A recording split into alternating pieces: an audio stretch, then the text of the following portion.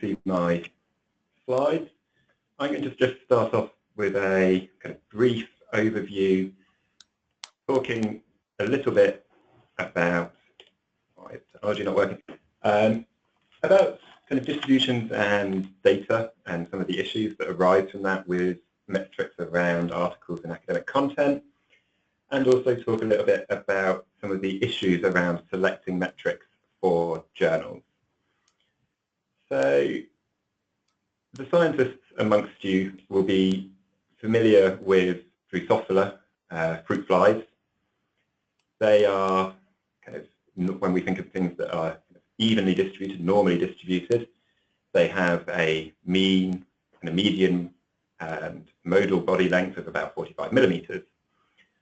Their range is quite small, and the standard deviation is pretty standard, pretty small as well.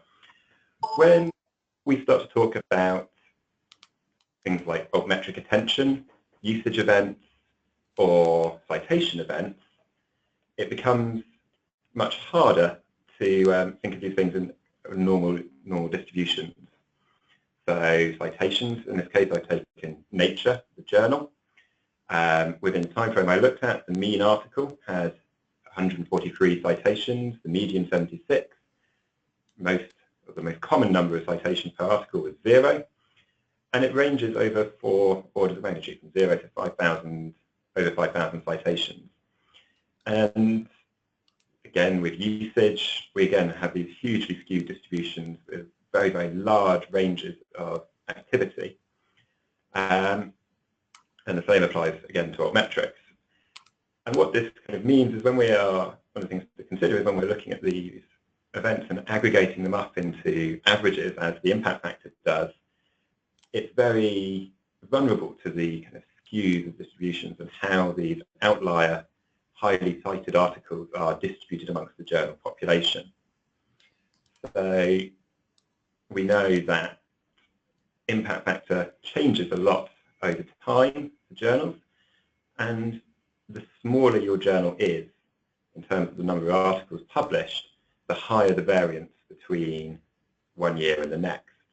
The chart that hopefully you can all see is the distribution of change in impact factor from 2014 to 2015 on the vertical axis, and the number of citable items, so how big the journal is, on the horizontal. Effectively, if you've got a very small journal publishing fewer than 100 articles a year, your average variance is kind of over 50%. So the change in impact factor from one year to the next for small journals is very, very large, because you end up with these occasional outliers that will pull a journal up from one year to the next. That highly cited article will eventually fall out of the citation window, and it will revert to the mean. The largest example of this is a journal called Acta Crystallographer Section A that published an article called A Short History of Shallox. It had an impact factor of around 2. The year after this article was published, its impact factor was above 40. The year after, above 50. And then 4 years after the publication of the article, once it no longer existed in that citation window, it was returned to about 2. So 1 or 2 very highly cited articles can cause a very large change in impact factor 1 year to the next. We also, when thinking about metrics, need to consider how different user groups and people who are around a journal will engage with the metrics. What is their need to understand this? So for authors, really, when they're publishing, they want rationale for publishing and selecting a journal. They want to know, is publishing in this journal going to help me get tenure? Is it going to help me with my next grant? Is it going to in some way enable me to progress? Or is this journal going to promote my work in an appropriate way? Or they might want to know, looking at, say, citations. I've done a piece of basic research. Has anyone in an applied field developed my work further? For our readers around a journal, we all have no time. We want to know, is this paper important? Why should I be reading this? Is the paper highly cited, if it's highly downloaded, if it has a lot of altmetric attention? is that a flag that we should be looking to engage with this paper in more depth? Also, is this paper relevant? How is it interlinked with the other reading material in my field? Institutions and funders have very similar problems. Effectively, they want to know what's being published and how well is that performed. Institutions are also, we know, highly competitive about things like the THE rankings.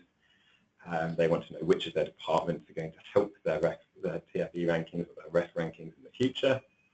And funders are constantly being asked to justify their outputs and how they have allocated work and funds out. So everyone within this community has a very different set of demands and a different set of metrics that they want to look at. And a lot of these are beyond things like raw citation counts or the impact factor. And when we are applying this to a journal, there are kind of a set of traditional metrics that we normally talk about and are covered by Grant's presentation, John's and Ewan's. And the key thing really is selecting the right metric for your journal, the right goal for your journal is incredibly important. Usage for a subscription journal helps with renewals, but it also means that your content is being used, people are engaging with it. If you have a practitioner journal, usage is a very important metric for you to understand what's the most valuable content that you're publishing. Altmetrics give you an idea as to who's talking about your content. Is your content being mentioned in policy documents or in other areas? Citations are very traditional, well-known and well-understood part of this, and of course leads to the impact factor, white score, and other associated metrics. One's too fast. But the kind of key points to consider when looking at metrics and selecting, I want to get my journal's impact factor up. The process in which you go through to do this can damage other metrics. So if you were looking at your journal and trying to establish which article types are most highly cited in your journal, this could be a very different population of articles to the content that's most highly used within your journal. And therefore, if you try and move away to only publishing the really highly cited stuff, you might end up devaluing your journal to its community. The content that, say, is being used by practitioners, by educators, by students who don't traditionally publish, is not going to improve your impact factor, but is likely to add value to your journal and its community. Conversely, the type of content that's going to be attractive to policymakers and policy users is not likely to be the most highly cited. Ultimately, not everyone can be nature, and nature are good at being nature. There's no point in trying to engage with that competition. It's about selecting appropriate goals for your journal and working out how you want to get there. So that is the end of my brief kind of introduction, setting the scene for this, for our next guest speakers. And we do have an ever-increasing set of resources about metrics, both on the author resources and the editor's resources site. And with that, I will pass on to Ewan and his slides. Hi, everyone. Thanks, James. So, yeah, I'm going to talk a little bit more about Altmetrics side of things. I'm Ewan Eddy, and I'm from just a few different groups working in this space, but I work for altmetric.com, who do the donuts you'd find on Taylor and Francis journals. So we go to the next slide. What's Altmetrics all about? I'm going to give you kind of a very brief description of it. You know, you can always go and find out more online, but traditionally we've been pretty good at tracking citations, and I apologize, these are very sciencey examples, but you know what we're good at is especially taking high-profile journals and tracking the citations from them to others. But what we're not so good at is finding citations or use or mentions in things like this. So these are policy documents. And they can, you know, again, this is more of a sciencey perspective of selection rather, but, you know, that can range from, say, a think tank that's picked up a piece of economics research. Think about the IFS here in the UK, for example. It could be a piece of health research picked up by something like the World Health Organization, the NHS, all the way through to things like the World Bank or the National Endowments for the Arts and Humanities, all this kind of thing. So basically, somebody's read a piece of research and then they're trying to put it into practice, trying to have an impact. The other place, if you go back one slide. Sorry, went too far. So that's policy documents, that's one side. But another place where we're not very good, or traditionally haven't been very good at picking up usage and citation equivalent, is from things like social media. And it's very easy to think about, to dismiss social media, especially if you're not super involved in it. And I've picked some extreme examples here. So Barack Obama doesn't tweet about many papers, but when he does tweet about a paper in your journal, that's an important thing. That is a use, right? Especially when he's relating it to a policy area. So that could be on social media. It could be someone very specific audience picking up on a paper, which can be important to some funders, to some editors as well. It could equally just be a broader measure of how many people in general care enough about this paper, if you like, to talk about it, to mention it, to link to it. If we go to the next slide, the reason that Altmetrics have kind of come to the fore a little bit more in the past few years is really because there's a wider recognition of these other types of mentions, especially by government and funding agencies. So, we talk about, of course, we want the research we do to be high quality. But in addition to that, now there's this growing desire for that research to have some sort of impact. And it's quite tricky to put an exact definition of what impact is. Everyone has a different idea, and that's because it's a very subjective term. So a funder, for example, might care an awful lot about public engagement, whereas a university might care about economic impact, while an editor or researchers might care more about their peers picking up on it and again focusing on the quality. So there's lots of different kinds of impact. If we go to the next slide. And that's really where Altmetrics comes in. So there's something called the evaluation gap, which is the idea that we've got traditional metrics on one side, which is primarily citations, or has been traditionally citations. So on one side of this gap, and on the other side, we've got all the things that, as we saw in the previous slide, governments and funders are increasingly interested in. So how do you answer questions like, what is the impact of your work? Who is the most impactful researcher, or where can I publish that is going to get me the most impact? These are all very difficult questions, and Altmetrics isn't a silver bullet that answers them all, but it's one that tries to get there, tries to address it. So it tries to capture a lot of activity, and I'll go over some of it very quickly in a minute, and make it useful. So there's a lot of data. The challenge is not only to collect it, but then to make it actionable in some way. It's a complement to other types of metrics, so it doesn't replace citations or usage data. It's an extra facet to look at. And then the activity can represent a lot of different things. I'll come back to the end, but it's not one particular thing you're measuring with Altmetrics. Altmetrics is an umbrella term for a lot of different places. We saw policy, we saw public engagement, for example. They're very different things. So they can reflect attention, quality, and impact is three of the things that we talk about, three of these aspects. But I'll come back to that in a second. So if we go to the next slide, the easiest way to kind of get a grip on Altmetrics is to go and look for yourself at some of either the research you produced or the research in journals. In the case of Taylor and Francis articles, for example, there's this metrics tab on the platform. And if you click on it, this is an example of a paper that's very high Altmetrics. So it's got a lot of different attention sources. But you should see a donut of different colors. The donut is this kind of colorful visualization you see there with the 1, 3, 4, 6 in the middle of it. And I won't go into a lot of detail explaining it specifically, but hopefully you can see that, as I said, Altmetrics is an umbrella term for a lot of different types of attention. So here, in this case, we're picking up news stories and blogs and this kind of thing, Twitter, Facebook, Wikipedia, and Google+. If we go to the next slide, I'll go into a little bit more detail. So for news, one back, I think. So, so for news, what we're looking for is basically links to the research. So that's people who've talked about the paper, not about the project. So what Altmetrics cares about is the metrics around the paper or the book or the data set. If there's an article in a newspaper and it says Alice Smith has cured cancer, that's not picked up by Altmetrics. It has to be Alice Smith has published a paper about this in Journal X.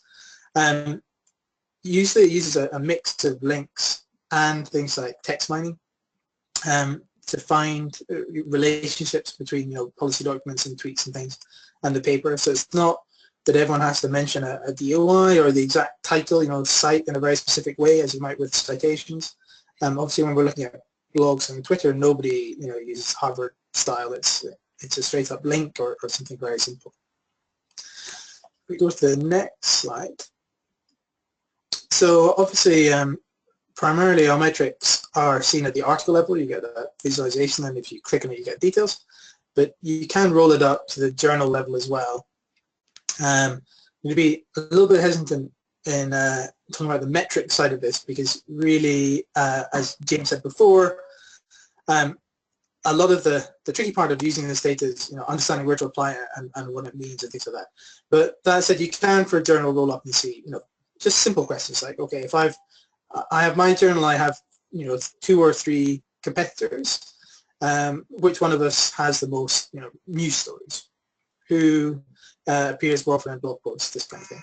And the bit that you're interested in is probably going to vary depending on what what you want to measure, what you're most interested in. So again, interested in reaching a wide audience on Twitter might be interesting for some people, and reaching a particular audience or again affecting policy or something like that is interesting for others. If we go to the next slide. So I think Altmetrics has there's a lot of data there. It can help you answer a lot of questions. There's a lot of potential, but at the same time you do have to be careful of a few different things. So the first one is next, on the next slide, sorry.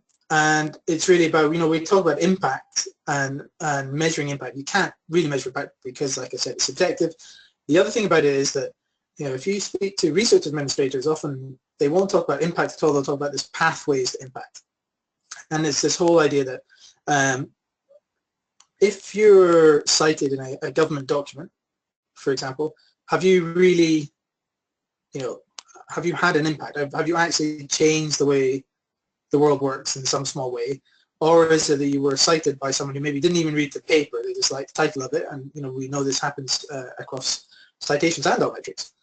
And they published this piece of policy and nobody even read it. It got locked away in a filing cabinet somewhere. Did that really have an impact? You can't tell. There's a lot of kind of unknowns after the point of citation. So you have to be a little bit careful about assuming that something is an obvious measure of impact. It's more an indicator that it might have happened. If we go to the next slide. The other thing is actually kind of inherent in the name. We talk about Altmetrics, which implies that it's a very quantitative thing, that most of the value is in the numbers. And when you think about metrics, you really think about things that are very precise. We have a very exact view of everything that's out there, and we can be very specific with the numbers and this kind of thing and know exactly what they mean. But actually, if you go to the next slide, quite often it's more like this, right? So it's the interpretation. There's a lot of subjective judgment. We think it means this. And that's not necessarily a bad thing. So a lot of the value in Altmetrics data actually comes from the qualitative assessment of it. So it's collecting all the data, and the numbers give you an idea that something interesting is happening, but it's by going in behind the numbers and drilling down and seeing the actual, which Twitter accounts, which blogs, which news outlets are writing about this research, and what are they saying? Is it just citing as a background evidence, or is it something more in depth than that? If we go to the next slide, and that means a few things. One is that it's quite tempting to reach for simple numbers and to kind of extrapolate meaning from them. But you do need to be careful with all sorts of metrics, but especially new metrics like the Altmetrics data we just saw. So one thing, for example, we see occasionally, and it isn't great, is the idea that because you have more attention, it's better research, and that's not the case, right? So it's completely possible to have very low quality research. Hopefully, you're not publishing low quality research, but it's not necessarily the best quality research, but it can be talked about an awful lot. It could be just because it mentions the word dinosaurs in the title, or there's something funny about it, or just something that captures the zeitgeist of at the time.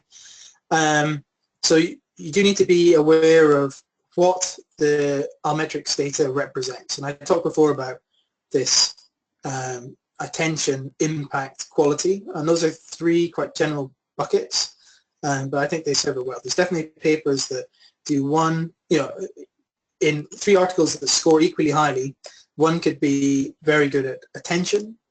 That doesn't mean that it's going to have an impact necessarily, or that it's particularly high quality. Equally, you can have one that scores high in the other buckets. So you do need to be careful when you're actually using these numbers to have the right context. And I'm going to wrap up there. We've got a whistle-stop tour, but obviously we've got questions in the panel discussion later. Thanks very much, Ewan. Thanks for that. We'll now hand over to John Harrison. Okay, hello everyone. Yeah, James is going to move on the slides, hopefully for me. So just to set the context, I'm an editor of the Taylor and Francis Journal Regional Studies, and what I want to talk about is going to connect quite nicely, I think, with some of the things that Ewan's talked about. So if we can go to the next slide, James. So I think it's worth just reflecting on the kind of the publishing climate, and my starting point is some of these, the publish or perish, and I think we need to think about, in terms of metrics and impact and what we're doing with journals, that this is a kind of maximum in academic publishing, one that I actually disagree with, because I think it's more the fact that nowadays you can still publish and perish. And I think the point here is, we'll come to this in a second, is the second point there, which is about being visible. And I think there's a big thing here in terms of research and how we make research visible through our journals, through the various things that we do, but also with the move towards the kind of extension of metrics into things like altmetrics. I think visibility is really, really important. And I know Grant's presentation that follows this, talking about social media, is really about visibility.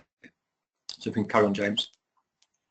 So as academics, as researchers, as scientists, we're all aware of the kind of how we are measured in terms of quality. And when we think about the kind of the publishing climate, this is just taken from the context I'm familiar with in the UK, but when we're assessed on research and assessed on as editors within our journals, we're looking for originality, we're looking for significance and rigor.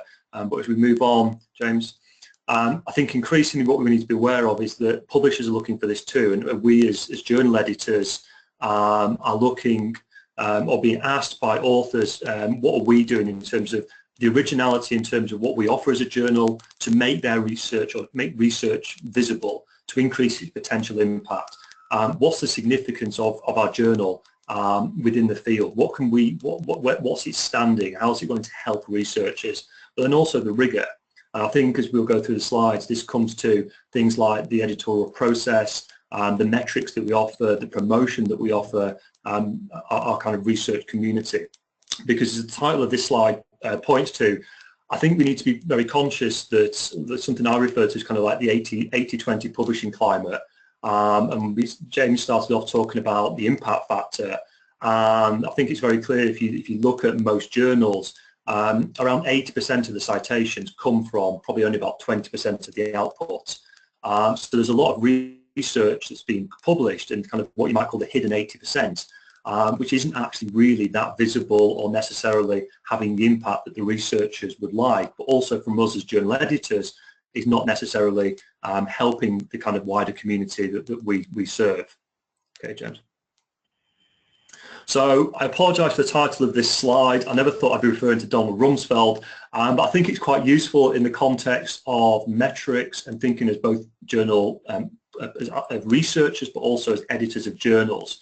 So what I refer to here is kind of what we're at the stage in terms of the known knowns. So in terms of metrics, we can easily see the number of people who actually look at our research. And as journal editors, we can do the same. We can see the articles that are attractive, that our readers whether they're students, researchers, practitioners are interested in. So the first point is, before we can actually get to something that might be classed as impact, is we've got to get people who are actually looking at the work. So we can look at metrics such as page views, and this is really the kind of the indicator that we can look at in terms of visibility. The second one is in terms of readers. So we want people, obviously the people that look at the work, do they then go on and read it? So in terms of journals, we can look at the number of downloads, particularly of kind of the e-print versions, and this can kind of identify things to do with accessibility. So how many of the people that look at this work actually then go on and read it? And then the third one is probably the most important, is users. So the actual use of the research, and we've got metrics that are available. The classic one in terms of citations, which when journals look at impact factors, you've got this sense of knowing this information. I think the important bit is, as the next bit, James, is the kind of attrition. So as editors and as authors, we know that the numbers decrease dramatically from the numbers who look to them to read and then to use.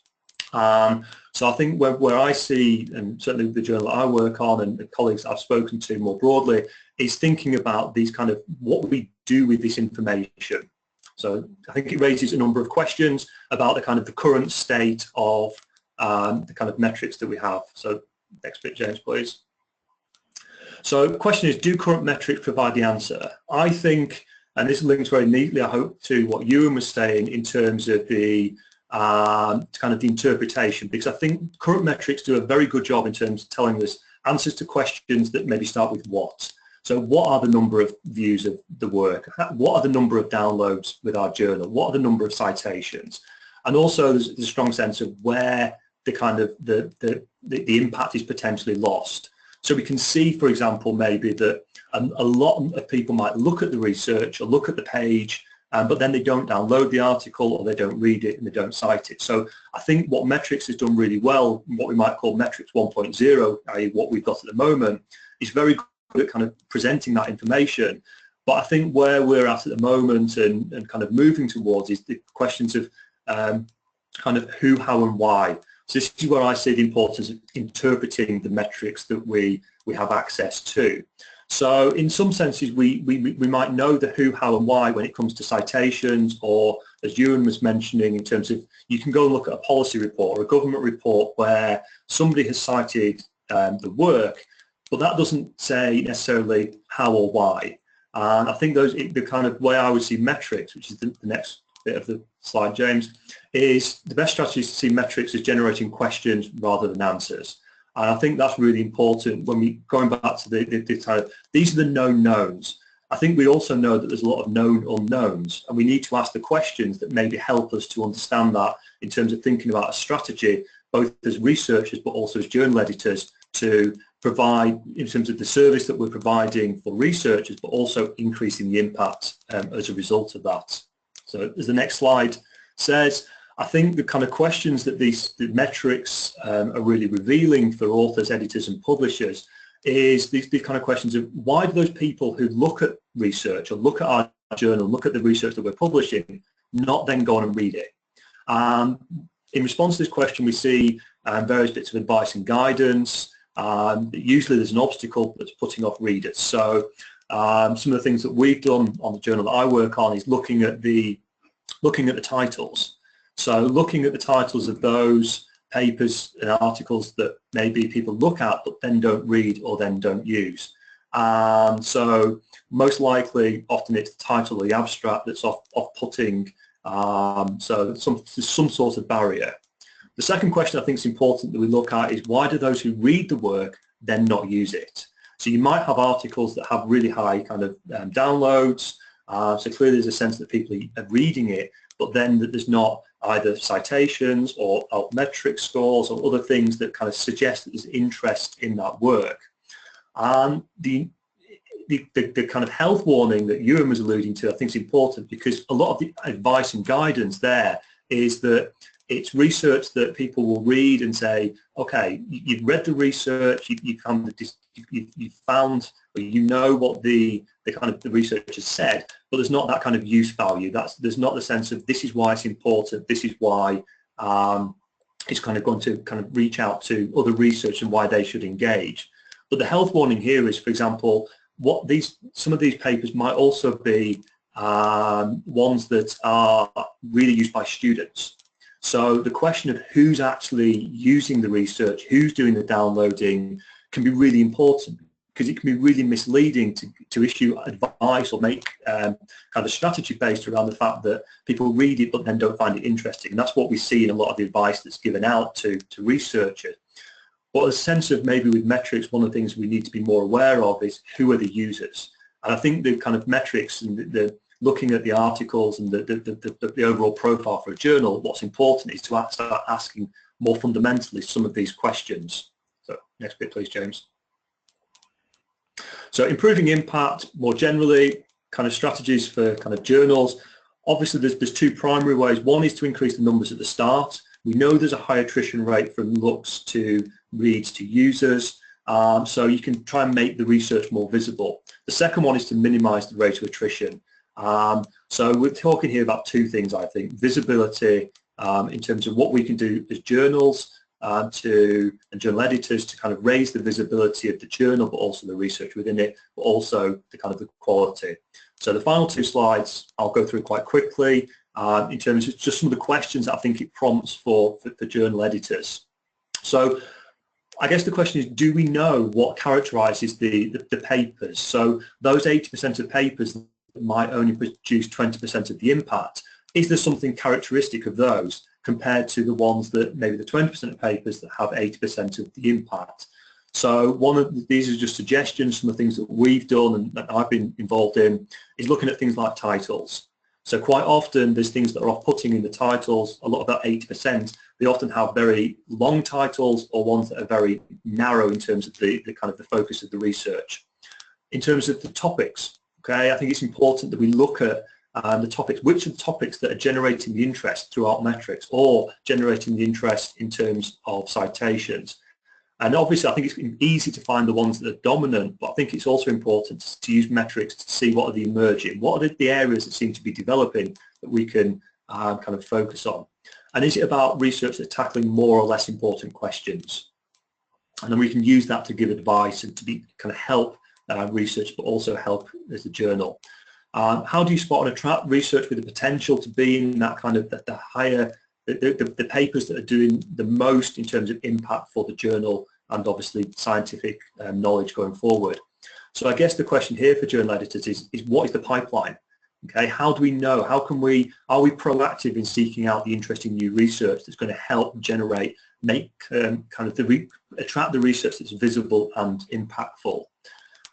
I think the most important one probably though is, can we spot within the kind of existing mechanisms we have as journal editors papers that can be uplifted, that if we just left them and let them go through the review processes we do at the moment, will they just kind of be papers within the journal? But are there quick and easy things that we can do to help maybe raise the profile of those? So some of the things is as editors, do you advise authors on their title and abstract? It might only take 5 minutes in terms of the comments that we give back, but it might be something that can be really important in raising the visibility. Do you or your publisher provide guidance to authors on making their research visible? So that's certainly something that Taylor and Francis have been very good at with our journal in terms of giving information that kind of can help in that regard. So final slide, James, please. So those, coming back to the questions like, are you maximising visibility? So some ideas and some of the things that we've thought of is obviously commission special issues is one way. The evidence points towards that these generate more interest, more visibility, but also more impact. If you have a backlog of papers ready to be published, can you bring 5 or 6 of them together, maybe put an editorial with it? Because again, the evidence that we know from our journal is that putting papers together as a themed issue and putting an editorial really raises the visibility and potential impact. Open access is clearly something that's important within this, and then I guess linking into Grant's presentation, a social media editor in terms of the profile.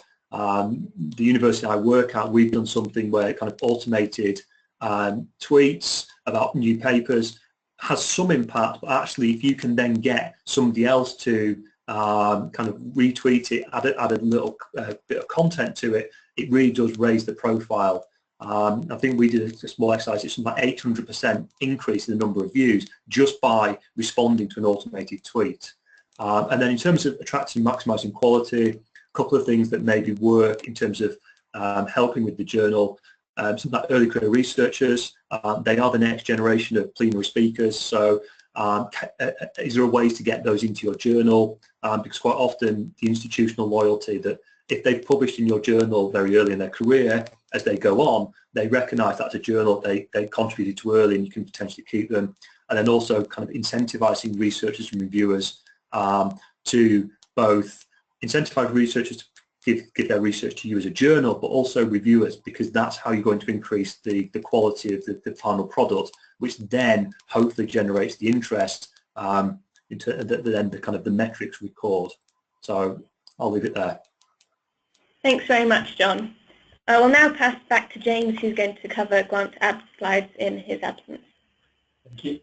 So I will start off by saying I am not going to deliver this as well as Grant would have, and hopefully he'll be with us for the second session on Monday. So Grant was going to talk quickly on the metrics' impact, editorial manager metrics, and Twitter metrics. I think the previous presenters have already covered the metrics of impact, but one thing that I think has come quite clear is that, and something that Grant said to me this morning, was impact is the wrong word when it comes to impact factor. It should be more something like citation factor or journal factor rather than impact. It doesn't make it clear when we're talking about impact factors, impact on what, impact on whom. Hopefully, most of you will be familiar with the impact factor calculation, citations in a year to content published in the previous 2 years divided by the number of articles and reviews published in those years. And in this case, the Journal of Sports Sciences has performed particularly well over time with an ever-increasing impact factor, whilst simultaneously growing the journal quite remarkably over time. But as we know, the impact factor has received quite a lot of criticism. And a few kind of ways that different publishers have been dealing with this is, there was a paper published on bioRxiv talking about citation distribution, so looking at, say, PLOS Genetics, PLOS One, where are the citations happening to that content? And you can see quite different distributions, particularly for someone like Science, as opposed to PLOS One or PLOS Genetics. They recommended, as part of this, that publishers should display the distributions of impact factor citations across their journals, and the Royal Society has started to do this, in addition with including the median and the journal impact factor. Another way to approach this is to look at what Nature has done, where they have included beyond just the standard 2-year journal impact factor, the 5-year impact factor, the immediacy index, the eigenfactor, article influence score, and a median calculation. So what's the median citation related to that impact factor? In terms of editorial manager performance, how do we deal with the ever-increasing quantity of submissions that most journals face? So within editorial manager, it's reasonably straightforward to run your own set of reports. Okay, we'll show you editor performance, so within your own time frame, and you can then start to see how many editors are making use of desk reject, rejecting without review, how many editors are managing to find reviewers within a reasonable time frame, how good your reviewers are responding to their requests within a reasonable time frame, and how long does it take for the time to process during the journal.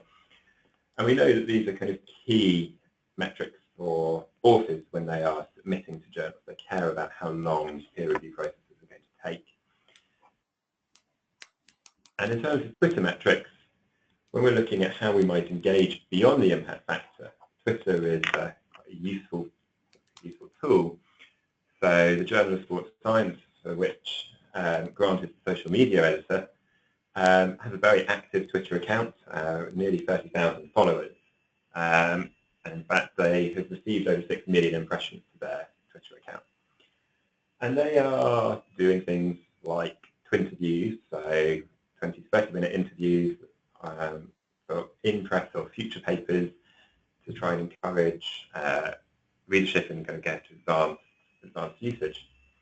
One example with Dan Burgess, who happens to have 35,000 followers. They got over 40,000 reach and over 100 new followers out of the interview. And the key thing when looking at this is engaging not just with the general public, but also engaging with potential reviewers, potential authors, and potential collaborators within your community. It's not just a way of talking to the general public. One thing they have recently started doing is looking at when the editor-in-chief accepts a paper, Grant is CC'd in, and he can start to tweet trailers effectively for these papers. And with Twitter as well, it's very, very easy to see within the analytics tab, the on-system analytics tab, which is freely available, how well your tweets are doing, how many people have seen all these tweets, how many mentions are you getting, how many followers are you getting. And you can see this right down to the individual tweet level. And Grant's kind of key takeaways was really report more than just the journal impact factor on the website. Look at other metrics that are available. Use online editorial systems to help understand the performance of your editor, and track engagement with your authors, your reviewers via social media. Are your reviewers engaging with the papers that they recommended you accept? Are the authors engaging with papers or papers that support their own work? And with that, brings us to the end of this section of the webinar. Please remember you can type questions in and we will do our best to try and answer some of them. Thanks very much, James, and thank you to all our speakers for their presentations. Now, as James says, it's over to our Q&A session, so please do continue to type your questions into the questions box. We've already had a few questions come through, so I will start with those. The first one here is for Ewan, and it says in your presentation you showed an article with an altmetric score of 1,346, and how was that calculated? Sure. So the altmetric score, there's more detail on the web, but it's basically a weighted score. So what we do is, first of all, I'll go over why we do this, but we assign scores to each type. So you could say, okay, a tweet counts for 1 and a news story counts for 6, say. And just to explain where we get those numbers from, so we asked researchers to rank what kind of attention was most important to them. So the score measures attention. The thing with that is it's not enough to just do one layer of weighted scoring, because there's a difference between the New York Times, say, and a local newspaper that only your mum reads or something, and there's a difference between me tweeting something that nobody listens to and like Barack Obama, like we saw in the example. Obviously that's a much bigger reach. So we do one score weighting based on the type of mention, and then a second score weighting based on the kind of reach and the quality of the account or the outlet that does it. So yeah, hopefully that goes some way to explain it. Thanks, Ewan. And another sort of question around altmetrics is whether in future there'd be some sort of system for journal editors being notified, I guess, when an article in their journal gets an altmetric score. Is that anything you think would be possible in the future? Yeah, definitely. It's something we're actively working towards. You can do it to some extent now. You can subscribe to email alerts for a single article. And we do have a kind of analytics tool where you can sign up to get kind of a report every week about everything in a specific journal or set of journals. What we don't let you do, and would be interesting, would be to find specific mentions. So you go, okay, well, I'm not so interested in attention in general, but I do really care about whether or not we get mentions in particular newspapers or from a particular set of accounts. We don't go into that level of detail yet, but otherwise, yeah. Great, thanks very much. Another question we've got here is, I I guess, around driving usage and readership. And the question is, do simpler, shorter titles for articles lead to more readership? As in, if it's easier for readers to understand the focus of content in a nice, short article title? Who would like to take that one? Yeah, I'm happy to come in on that. I think certainly something that we've seen aware of is that when we look at the titles of papers that don't get very many citations or maybe have the lowest number of downloads, it's generally the kind of, it's not exclusive, it's not a guarantee, but quite often it's ones that have maybe as a subtitle, the case of place X.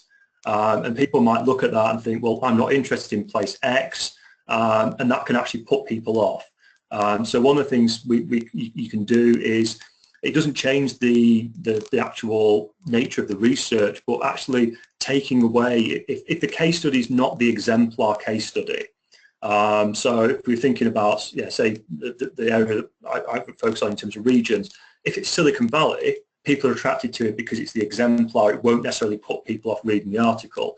But if it was, say, I'll use the region I'm in at the moment, the East Midlands of England, it's not something that immediately attracts or is attractive to an author if that's not something that they can easily relate to as a kind of as somewhere that's going to be a really interesting case study.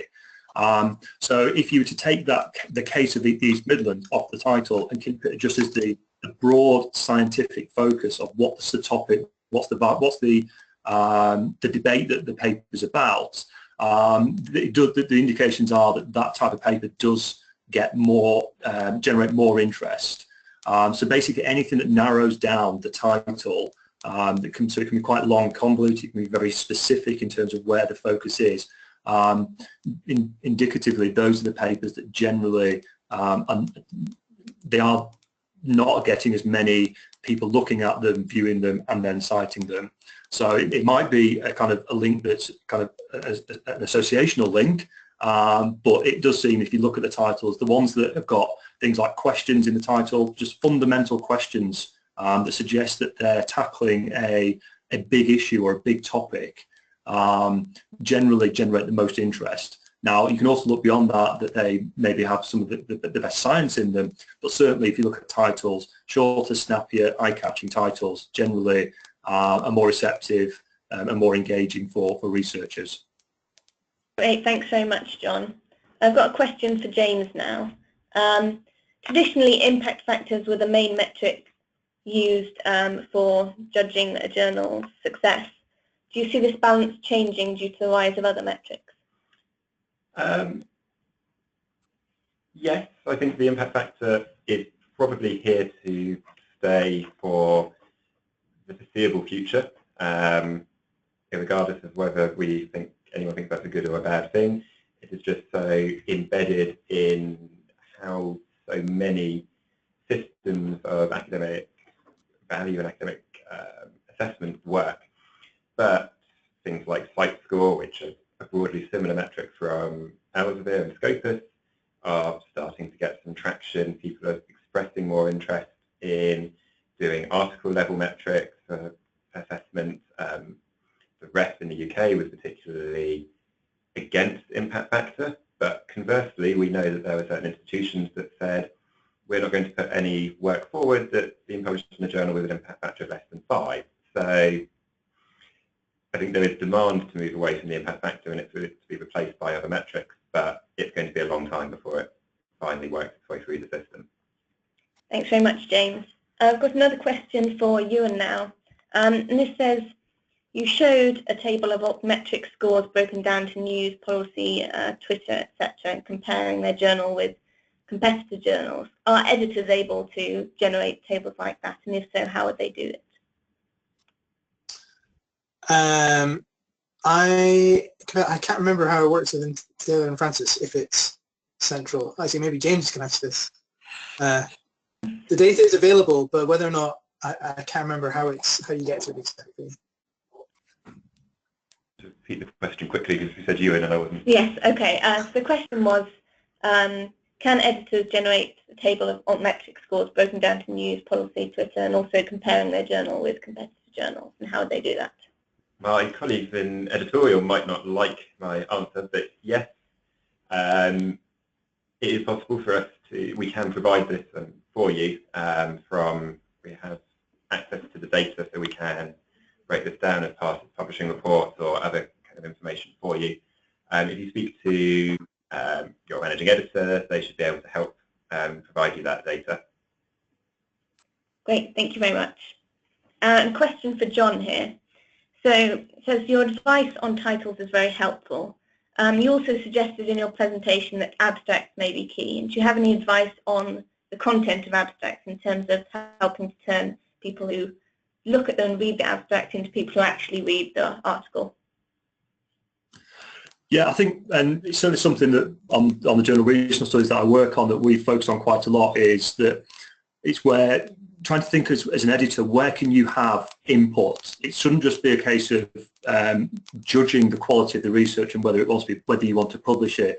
There are things that you can do in terms of advice. So what we have focused on, and we've discussed at editors' meetings, kind of titles and abstracts being something that we can work on with authors.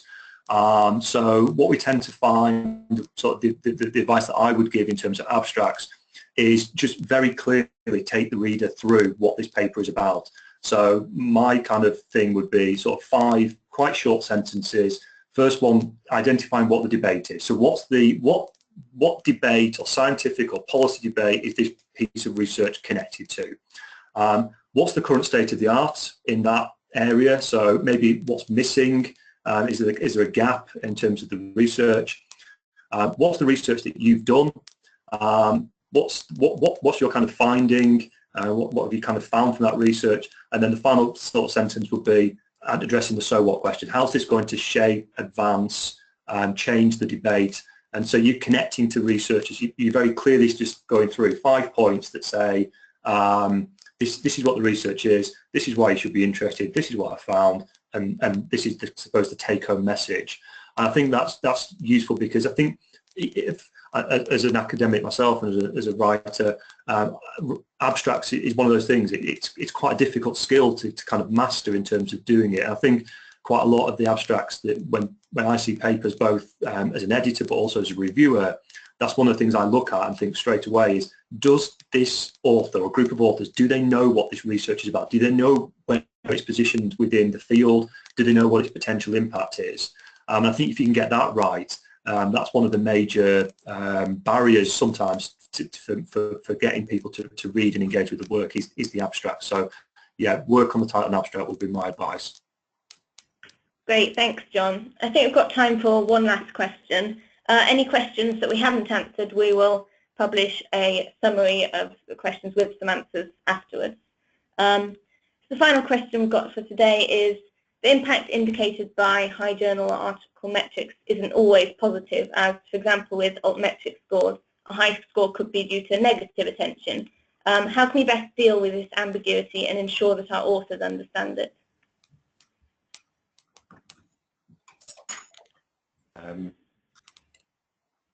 Yeah, well, I mean, I can take a stab at that. It is difficult. I mean, this is the whole not focusing too much on the number. You know, it's kind of in some ways it's a necessary evil. I think it is very useful to help put an article in context, to say, well, you know, we don't know what kind of attention it is, but we know it's got a lot of it or a little of it compared to this other article. But yeah, the focus has to be on always click through on the donut and actually read the mentions. And there's no good way of assessing the attention without doing that. We looked at a lot of automated ways. Lots of people ask about things like sentiment analysis. So could you say, you know, well, 60% of these mentions are positive and 40% are negative? But it's first of all very difficult, and second of all, I don't think it would give you a true measure. It wouldn't really answer the question. Quite often people are angry about the content of the paper, like the subject the paper's about, rather than the paper itself. So if you think about cancer, you know, people can have very negative sentiments about cancer, but be very positive about the research into cancer, this kind of thing. So yeah, focusing on getting people to click through on the donuts and read the mentions, I think, is the answer. Unfortunately, not as quick and easy. I was just going to also add that so citations are normally positive, and often in most disciplines people tend to just ignore bad work.